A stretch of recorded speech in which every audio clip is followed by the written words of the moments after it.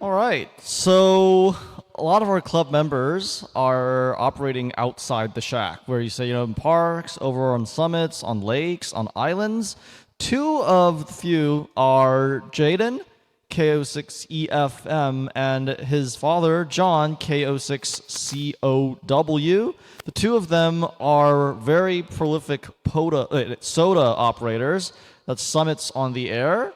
For those of you who haven't done it, they always say the journey is better than the destination, but oftentimes the destination, there's all kinds of things you can learn, all kinds of things you find out. So without further ado, let's invite Dad, KO6COW, and son, W6EFM, to the podium. Thank you. Thanks a lot. Thank you. Well, good evening. We put this together. Again, John KO6COW, Jaden W6EFM. At our house tonight is our soda dog, Cash. Believe it or not, he is in that picture. He just hides very well. Kilo Niner Charlie Alpha Sierra Hotel is his call sign, so sorry he couldn't be with us tonight. This picture was taken on top of Donner Ridge back in March. If you were to look behind us, you'd see North Star Ski Resort, and we snowshoed all the way up there.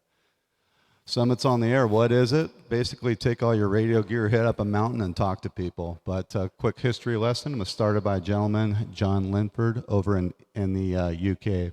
I think he had a little team help him out, but sounds like he was the brains behind all this years ago. And that picture there we took on top of Monument Peak, on top of Heavenly Valley Ski Resort. As you can tell, it's pretty windy up there with our soda flag attached to our JPC-12 antenna. So this hobby within our hobby of amateur radio has taken us some places. And as Jim said, doing portable ops, our biggest reason is, and Jimmy's going to have the same reason as us, we're down in Sacramento and I've got a SMUD transformer I can throw a rock and hit. So we have a lot of high noise floor down there. So portable ops, getting outside, has been a big help for us to work HF. And our first soda, we got started less than a year ago.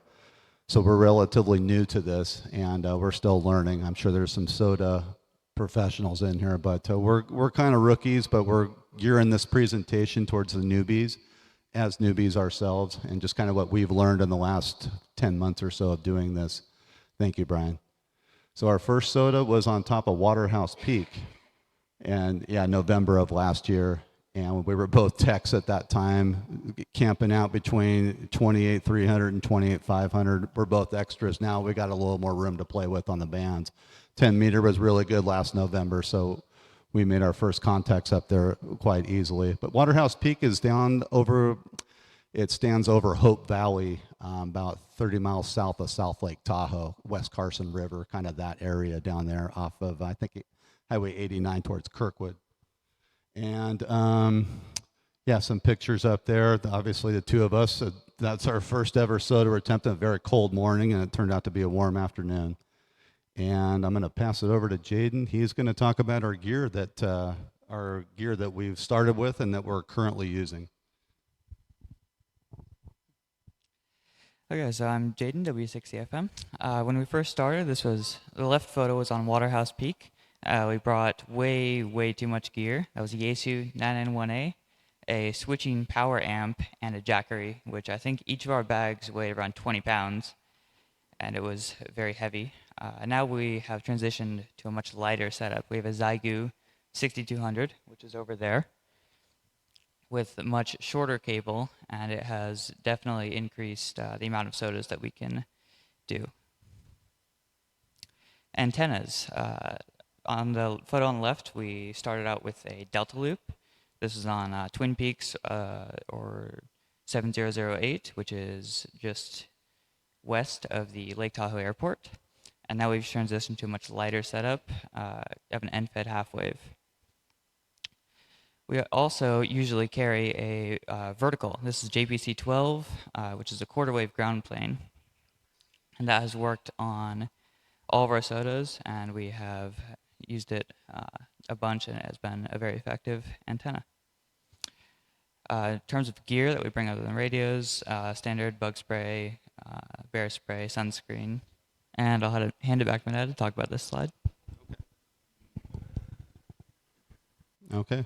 Some of the gear we carry, I won't read the whole list to you, but some notable stuff. Bear spray, we actually had one about 200 feet from us on Dwayne Bliss, which is a soda over on the Nevada side of Lake Tahoe. And I talked to Brian about it on the coffee net the very next day. And I went and bought bear. Luckily, it stayed away from us. We stayed away from him, but I went and bought a can of bear spray after that. And since then, we've never seen one. So kind of first aid kits, helmets we take, in case there's loose rock somewhere. For navigation, I heard Orion and somebody had a debate the other day on the coffee net about Onyx and Caltopo. I think that was on Sunday. I like Onyx backcountry. A lot of people use Caltopo. I'm a volunteer for Sac County Search and Rescue, and we use Caltopo, so I'm getting a little bit more familiar with that. Wintertime, obviously, you'd want to take snowshoes, crampons for ice, things like that. Extra carabiners are very helpful, and gaiters, if you ever come across manzanita in the summertime, are very handy. This is our favorite Summits on the Air. That is New Spicer Reservoir in the background, and that's on top of west of Dardanelles Peak, which is about 30 miles east of Sonora, California, off of Highway 108. And the summit was so big, we could host field day, hot RF nights, the Sierra Foothills campground up on top. There was such a big soda. Some of these sodas, we get up on them, we have about 10 square feet, and some of these you have forever, it seems like. But that was one of our favorite ones, and we were the first two to activate this Summits on the Air. And you can see the picture on the left, that's after we did that soda. Jaden looks a little tired, but he's pointing to West Dardanelles Peak itself. And yes, we went out there. It looks a little intimidating, but we got the job done. And that's me on the right, trying not to fall down, scrambling off of that thing. And again, closer shot of Dardanelles Peak. And then as you can see, the picture on the right, as you kind of get closer to the top, believe it or not, doesn't look that bad. It looks intimidating from a distance. When you get up on it, it's not bad. It's just a lot of manzanita, a lot of rocks to climb up on. But you're rewarded with a beautiful view and excellent reception. Definitely a lot better than Arden Arcade, trust me on that. And our next picture here, this is our soda dog, as I mentioned, and this is back on top of Donner Ridge, and he usually, he looks fairly happy in that picture. He loves the snow. He absolutely loves it, but there's times the dog's not really happy with us, and picture on the right kind of says it all right there, and that's Schallenberger Ridge, which is across from Donner Ridge, and we went basically into a blizzard. It was a 6-point, we'll get to points later, but it was a shorter soda. We didn't think it that big of a deal, and that was one of our most challenging ones, believe it or not, because of the weather. That right there is Donner Party country, and I think if we were up there any longer, the dog would have taken Donner Party rules out on both of us, especially me. So he was a little miserable on that one. And let's see here. Oh, our video did come up, Jane. This is Schallenberger Ridge. We didn't think this would come up on our slideshow presentation, but I don't think there's any sound, but you kind of get an idea of snowshoeing up to get to the top of this ridge, and you'll see our dog. There he is. Yeah, he's a little tired, so yeah. But trust me, he does fresh powder. He loves running around in that. He is definitely smart. That's us making our way up to Schallenberger. That's our only video.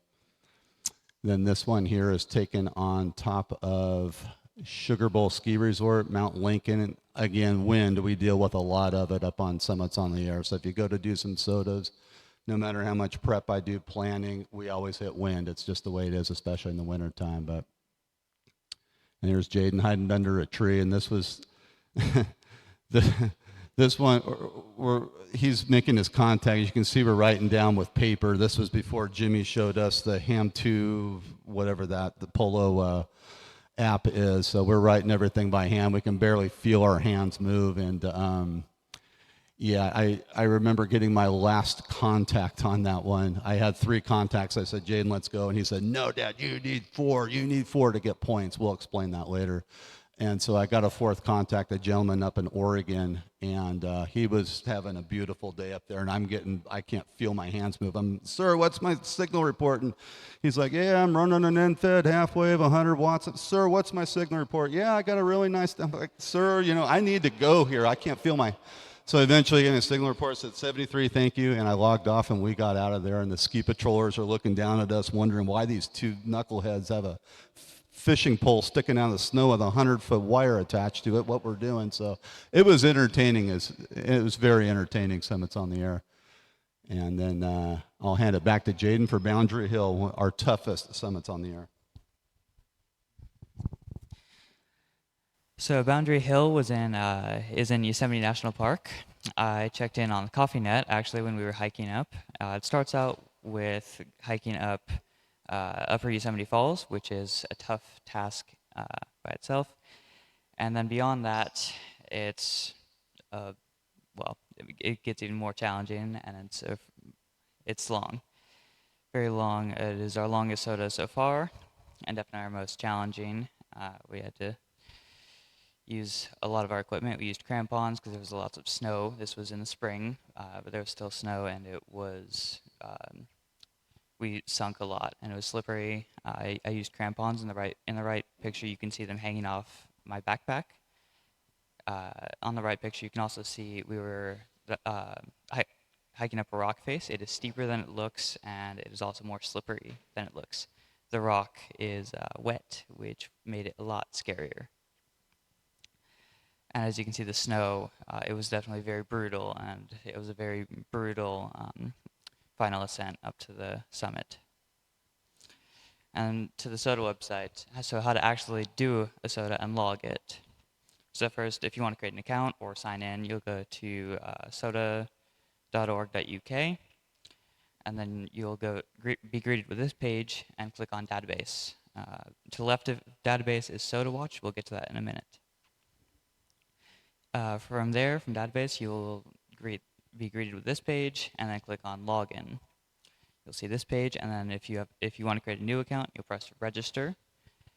And if you want to sign in, you will sign in. With Register, just follow the prompts and create your account. Once you have an account and a few activations, you'll see a page that looks just like this, about badges, recent activations, and information about your activations and what you've been doing. How to log, this is a sample log. So you'll go to Uploads and then press Add Activation. And then you'll enter your own call sign, the summit number, or identifier, and then the date. And then you'll add, you need a minimum 4 contacts to get points. You need 1 contact to activate the SOTA, to activate the summit, but 4 to get points. And as you get more activations, you get more awards. So on the right is all the badges that I've gotten. The first time activator was from Boundary Hill. Activated Europe, I did a SOTA in the UK when I was there this past summer. I only got 2 contacts though, so I did not get points, but I still activated the summit. And as you get even more contacts, if you get 1,000 contacts, either activator or chaser, you'll get Mountain Goat and Shack Sloth award respectively. And then SOTA Watch, as I mentioned previously, to the left of Database, you'll see SOTA Watch. And this is very helpful if you want to chase SOTAs. Chasers are very, very important to SOTAs because we could not do SOTAs without them. And you'll see a bunch of information, frequency, mode, time. In the red shows you the most recent ones, and then current time and date, which is really nice. And then the points, it's on a scale of 1 to 10, and we will get to that a bit later. And I'll hand it back to my dad.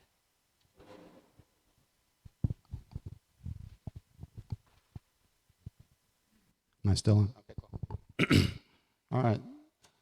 SOTA last. This is okay, cool. The point system we were talking about. You can Jaden made this nice little graph off to the left. So 10 points is obviously the dark red ones up there in Nevada. Up in here are and they're all done by elevation. Is that right?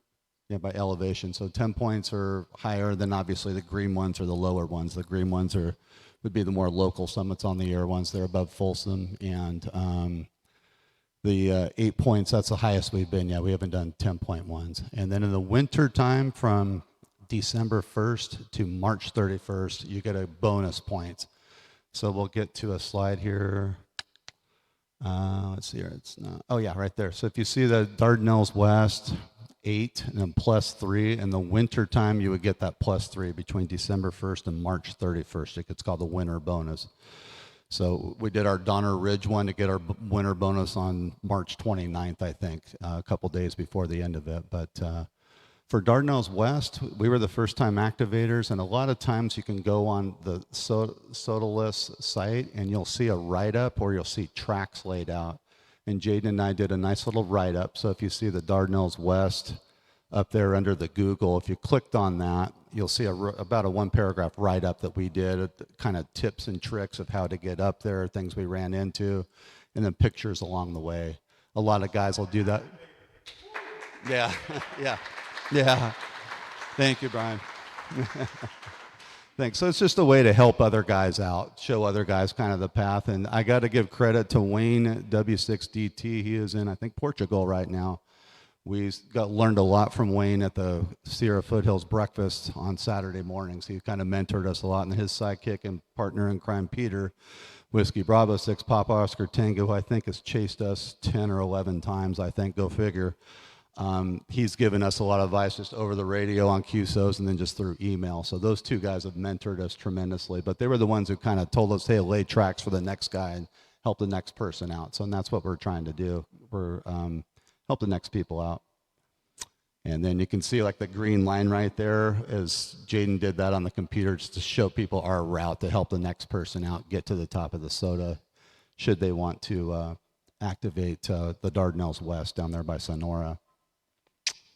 And then just some pictures. On the left there is Jaden, his mom, Jenny. By the way, she's on Zoom tonight watching this. She joined us for Lowell Ridge Hill, which isn't too far from here. I think we talked to Brian that day. And our soda dog, Cashy, K9 Cash, he joined us on that one as well. And that was our second soda activation. We did a little snowshoeing and crampons in between the two on that one. And then this is another one of some sodas are like, say, Pyramid Peak. Some of them have a number. This one is a 7008, but it's a half mile west of South Lake Tahoe Airport. And we snowshoed up that one. The dog had the time of his life on that one. He was a lot happier. And that's my QSL card picture, the one on the left there. But beautiful view of Lake Tahoe, and band conditions were very good that day. We talked to Jeff back there the morning we did Castle Peak. This was Father's Day. That's how I spent my Father's Day, hiking up a soda, going up this. Jaden's a competitive rock climber, for those of you that don't know that. So he'll kind of push me a little bit up there. But this is Castle Peak, which is up across from Boreal Ski Resort, up off of Highway 80. And that was a challenging one to get to the very top of that. But, and then something I'll say kind of for, this is, this was 6 days ago on Little Pyramid Peak in Desolation Wilderness. And this was a fun soda. And something else for safety, something else I haven't mentioned yet. To be legal in the soda world, you have to be 25 vertical meters or about 80 feet from the top of the soda to be in the activation zone from soda rules. So if you're afraid of height, you don't want to go up to the top of soda, you're 80 feet down, you're good to go for soda rules to make an activation to get your points and things like that. So safety is key. Don't get hurt doing this stuff. So if something, you get to that activation zone, do your act and go down, that's awesome. You don't necessarily have to go to the top of every summits on the air, but there is kind of an activation zone, like I say, 80 vertical feet, and you're good to go. And then, like I say, I was Desolation Wilderness 5 days ago, actually. That is our presentation, our slideshow. Anyhow, that's also Castle Peak looking towards Auburn, basically, Father's Day weekend. Can we take any questions at this time? Statement. Oh, yeah. Hey, W6H. I'm here because my grandfather got me into ham radio 45 years ago. Mm-hmm. And it's an amazing thing to just see this handoff, transition, and everything. I think it's awesome. And I appreciate the passion and everything you guys are doing. Thank you for the hobby. Thanks. We appreciate it. Thank you. Thanks. Thank you. And thanks to Jim for asking me to do this presentation. Yeah, go ahead. Go ahead, Tom. Yeah, a good presentation. Yeah, this is Tom. I was just curious, when you have multiple people like you and your son do the activation, and you have an account on the SOTA website, does everybody get credit for that, or how does that work when you have multiple people with the same activation? I can take this. So each person will have their own account. He has his own account. I have mine. So each activation, assuming we both get 4 contacts, we both log 4 contacts in our own account. We sometimes get 4 separate contacts. We'll do second operator sometimes, or just I'll call CQ and answer those, and then he'll take over and then call CQ, and then we'll get different contacts, and then we will log them separately, and then we both get credit for an activation on the same day. Okay, so it requires each person making the contacts and then having at least 4 in order to get points. Is that correct? Yes, that is correct. Very good. Good presentation. Thank you. Thank you. Quick question. So I love the gear, by the way. Blue is my favorite color. Well, what was the antenna on top of your? Is that just for? Yeah. All right. Yeah. So we use that for when we ski. I snowboard, and my dad skis. So when we're around the resort, we often separate or get separated, and then I hook that up to my Baofeng, and then we use that to talk to each other, and it works very well. It has. It's not failed us on the resort, and we've used it on a few different sodas as well, chased a few different sodas, I think. Okay. Just curious, when you're up at such high altitudes and everything's so clear around you, do you typically see signal levels that are easily up to 15, 20 dB, 25 dB over S9 with better reception at that height? Yes, signals are definitely stronger and much lower noise. It's a lot easier to get out. We got France on 5 watts from 10,000 feet, so it's definitely very helpful at high elevation. Thank you. Would you verify you each have to make 4 contacts on your own call? You don't get a special call from the SOTA okay, thank you. That's correct, on your own call sign. What happens at 0 UTC? That caught me once. I did 2 on this side, 2 on this side. That actually caught me too as well. I don't exactly know, and I ran into the same problem. I couldn't find a solution to it. I'm not sure the answer to that question. Yeah. So a couple questions. One is, are these all day trips, or do you do overnighters? Do you do extended stays up there? And the second question is, does the dog have to carry a certain amount of equipment too? To your first question, we have, as of now, not done an overnight soda. It has all been day sodas, to my knowledge. That's right. And then to the second question, our dog has carried some gear for us. However, we do not require him to carry a minimum amount.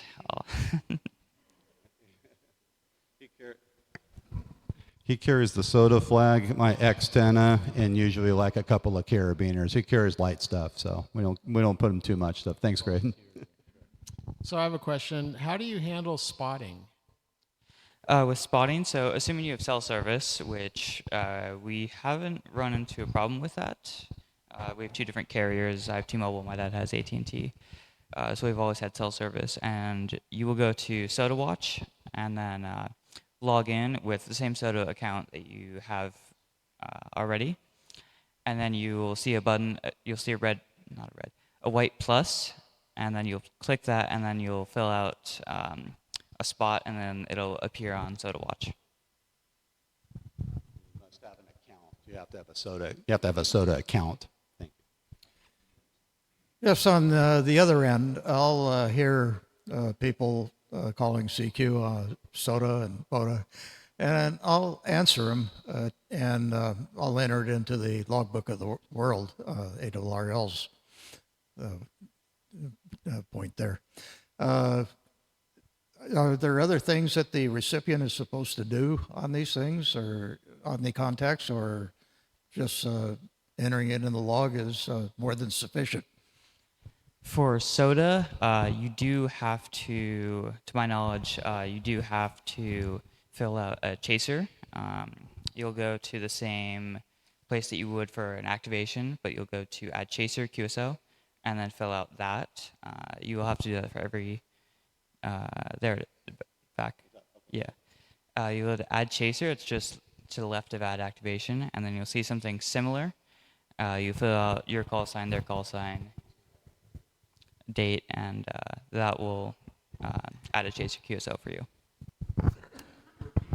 Yeah, the question was being on the other end where I'm answering people calling CQ on SOTA and POTA. And I will, of course, answer, but what I do afterwards, just entered into the log and that into the logbook of the world, and that's it. Is there any other thing that a recipient is to do to help on it, or is logging it more than enough? So to get SOTA chaser points, you need to log it. To help them out, there's nothing that you need to do.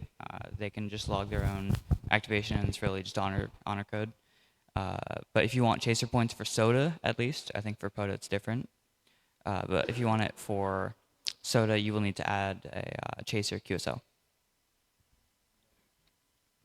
Okay, my question I happened to see on the website page when you were showing the SOTA website, it said for amateurs and SWL listeners as well. How does that work from a standpoint of SWL? Are they just basically, I mean, they're hunters obviously, but do they just get an account and then listen for SOTA and and call it, or what? I'm not sure. I have never done that before, but I think it would probably be the same as a chaser, except you don't call them back. It's mostly just you hear them and then you log it.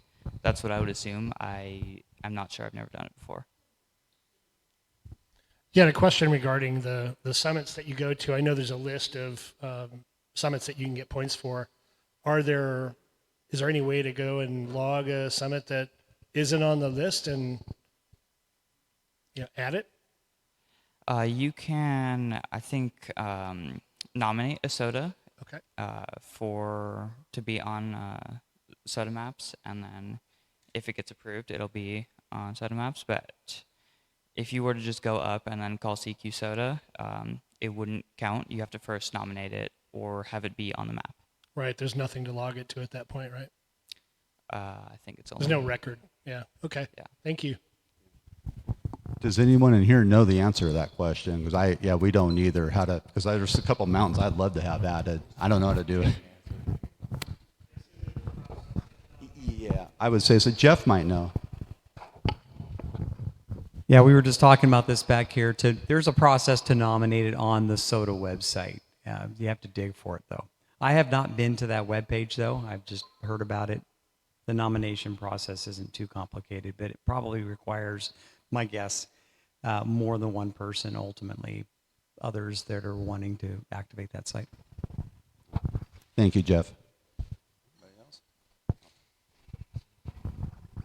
Yeah, hello, it's James again. I'm just curious, my first contact, I was hooking up a 2-meter in my pickup truck, and I hit the scan button, and some guy was calling CQ from Mount Whitney, and I was on 2-meter. So I was just curious, do you guys mainly work HF, or you guys do VHF and UHF contacts as well? And is there different points for doing 2-meter versus HF? No rules at all as long as you don't use repeaters. So 2-meter HF, no problem at all. I was at Cal Expo parking lot a month ago, and I talked to a guy on Pyramid Peak. Same thing on my truck, 2-meter. I logged it, got chaser points. He and I got to go climb that thing so I can get, that's another point too.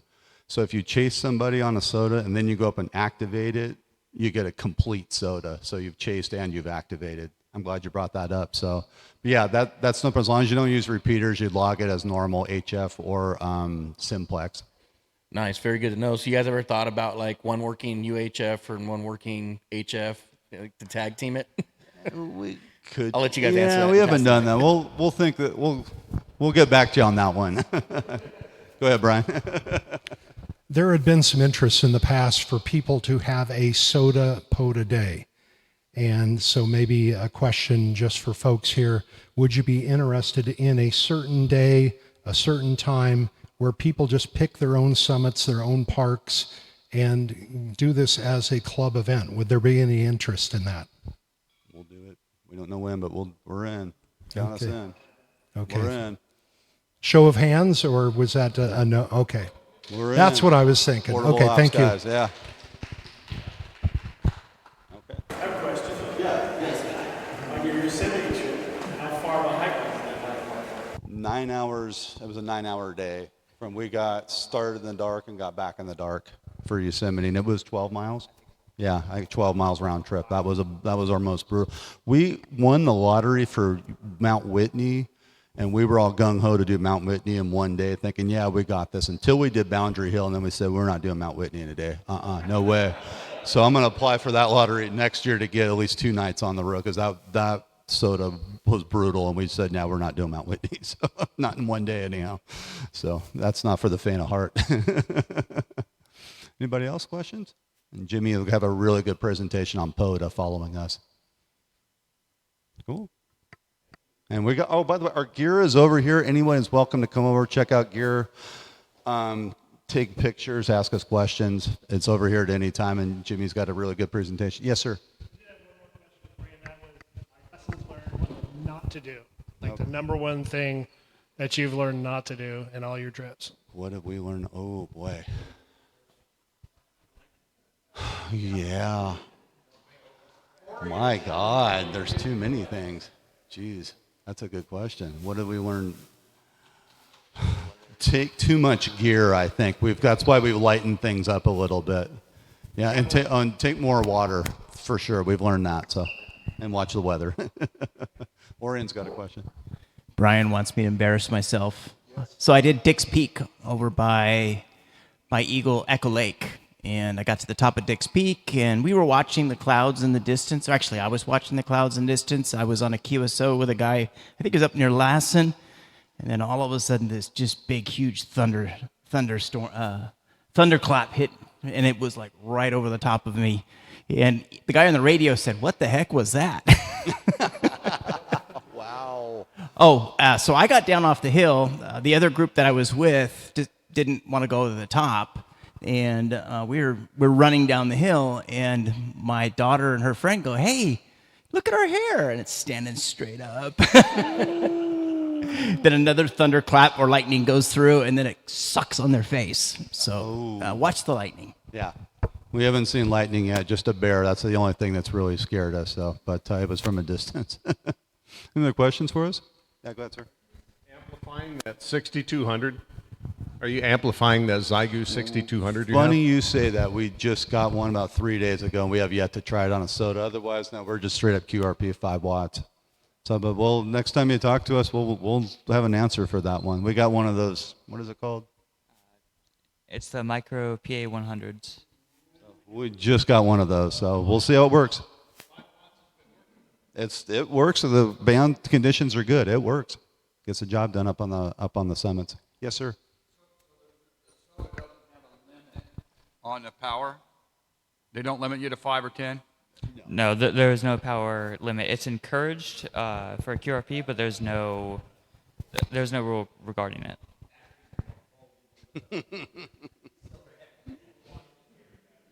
Yeah. Anybody else? All right. Thank you all. Thanks. All right. Good job, buddy. All right. Thanks, Aaron. Thanks, guys. That's awesome.